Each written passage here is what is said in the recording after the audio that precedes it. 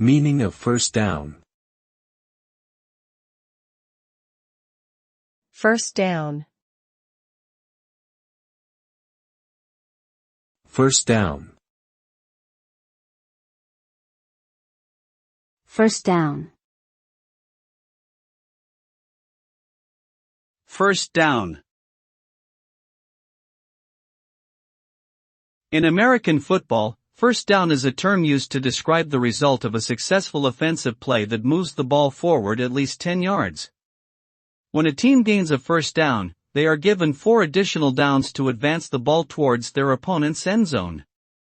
First downs are important because they allow the offense to continue their drive and maintain possession of the ball, while also putting them in a better position to score points. Without a first down, the offense must either punt the ball or attempt a field goal.